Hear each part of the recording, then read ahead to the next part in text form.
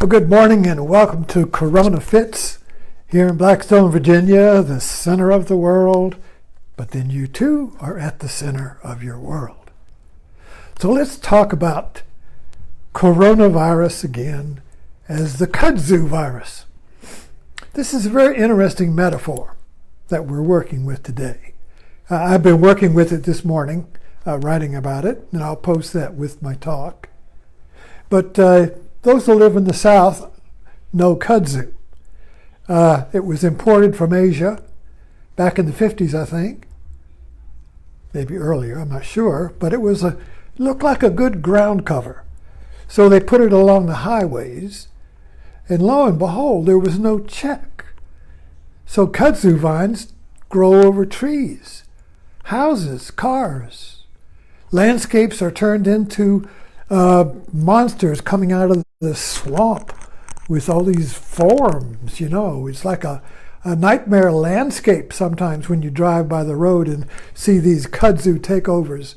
And the people who live next to it cut it back, And you see it's kind of like keeping the hornets. It's kind of like they have a wall against the Kudzu to keep it back, but nobody can't kill it. So it's just unstoppable. In Asia, apparently it has a check, but here, unchecked. So coronavirus is like that, in our environment, it's unchecked. Can't stop it. You can't put Roundup on it. So the Kudzu is a metaphor for unchecked will to power.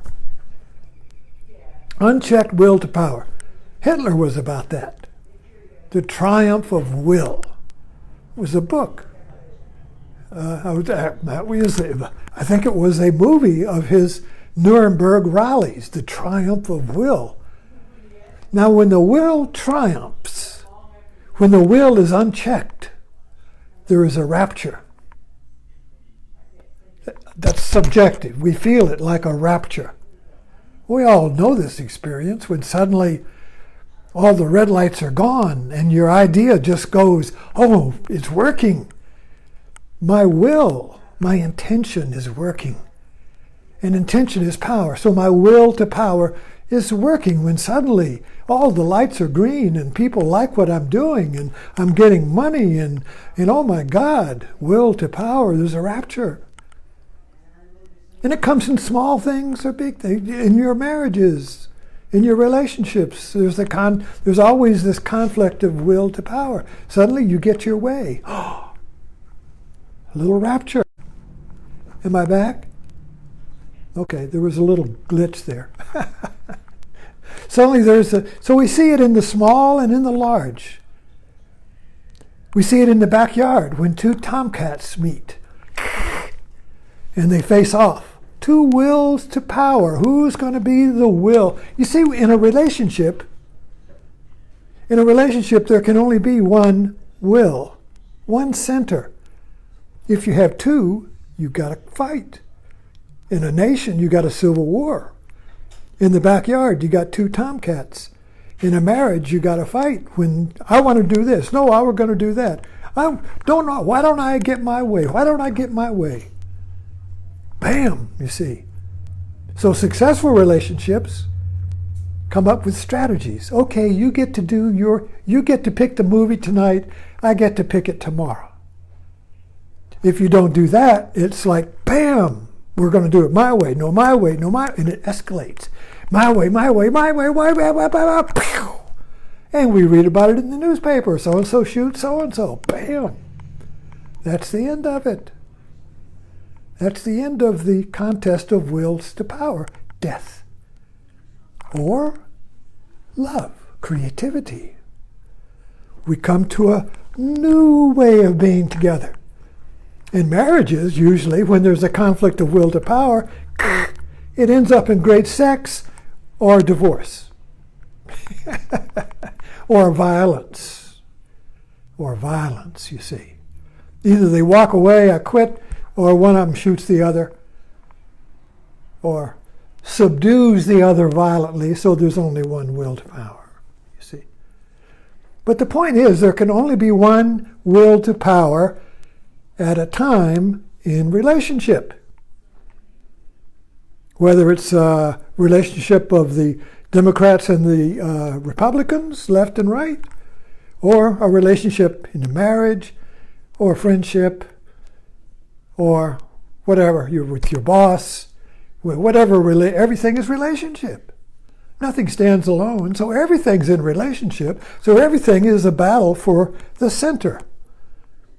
The center is the exercise of the will to power, the one. When there's two, there is conflict, a fight, violence, or creativity. So how does creativity happen? It's when two wills to excuse me. When two wills or two centers or two ideas or two points of view rise simultaneously in a relationship, but they're incompatible. They can't combine, they're incompatible. Usually we work out an oscillation or a compromise. All right, you speak. All right, now I'll speak. And now you listen, and now you speak. But if both speak at the same time, oh, one will back off. Oh, I'm sorry. You go ahead. But if don't, no one compromise, then the shouting match, I'm first, I want to talk. That you're not letting me talk. You see, it's all around us, everywhere, in the small and the big. In politics, the right wants to be the GOP for 50 years has been the center, has held center. You see, even Clinton and Obama got close to the center, but the Republican right has been fixed on the power of the center. And the power of the center is in the presidency. The presidency is, so the Republican right must wants above all everything to have the president, because that's the center. That's the center, you see. So it's always then a compromise. Well, of course, when the Republican right is male energy, so it holds the center like the husband holds the center. And the liberals, the left, the feminine energy may dance around that pole. La-di-da-di-da-di-da, you see, dancing around. It's kind of like a pole dance, you see. So that Republican Trump center, you see, holds center, and the energy of the left, you see, kind of like goes around it. But the main thing is that it holds center because that's the will to power. Now the interesting thing about the will to power, when it's not checked, becomes kudzu and self-destructive. So nature is always in balance.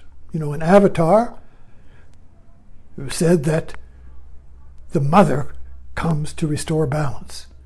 See, in Avatar, the two forces were the sky people, which was male, and the Pandora Navi, which was female. And these two powers were vying for center on Pandora. And at one moment, Jake Sully, you see, was playing both sides. I don't know how I got back into Avatar, but all roads lead to Avatar. But anyway, Jake Sully in one moment was in a no man's land where both were rising simultaneously. And he said, I don't know which one is real, sky people or Navi. I don't know. And this happens in our culture, in our political war. You don't know. Suddenly I don't know, in the news, you got the left view and the right view, each with its own logic, each with its own authority, each with its own references, each saying this is true, no, this is true, no, this is true. Tomcats, bam. And we come to a point where we say, I don't know which is true. I don't know what's real, because they're both rising simultaneously, but they're incompatible. So a lot of our cultural conflict right now, the cultural war, the paralysis, the catch-22 of our particular historical moment is because we're in this battle of left and right, up and down, and the right wants to be the will to power, and the left wants to check it.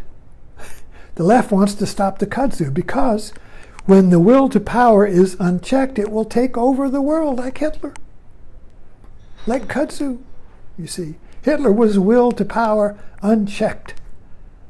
And guess what Hitler... Oh, this is another aspect that's very interesting.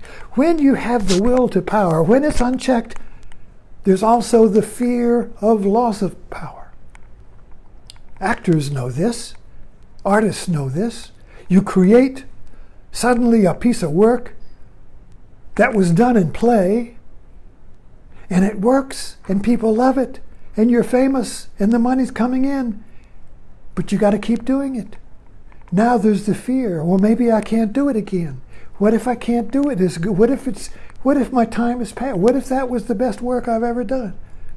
Now I got pressure. Now I got stress. Now, what's pushing me? The fear of death, the fear of loss, the fear of loss of power, the fear of loss of fame, power, status, health, whatever. The fear is pushing us. So we're expanding, running away from death. The expansion is the fear of the loss of expansion. And the more we run, the more we conquer, the greater the fear. The further away we get from the center, the greater the fear of losing the center. You see, Hitler is a perfect example. Hitler was the center pole. Germany was the center of the world, the axis of the world, Germany. So we had to expand in order to keep the rapture going, to keep the will going. Take over Poland. Oh, nobody checked me. Take over Czechoslovakia. Nobody checked me. Take over France. Nobody checked me. Take over Austria. Take over Russia. Nobody's checking me. And if you took over Russia, China would be next. You see, unstoppable Kudzu. But what stopped Hitler was his expansion. He expanded too far. His supply lines couldn't keep up. He fell off the edge of his own expansion. Why expand? He's running from death. Where was death metaphorically? In the Holocaust. The Holocaust was Hitler's own death metaphorically. The greater Hitler's expansion, greater the will to power, the greater the death, you see. Isn't that interesting? So all expansion that is not balanced fears death and ends in death or creativity. So we're at that place where we either go in a death spiral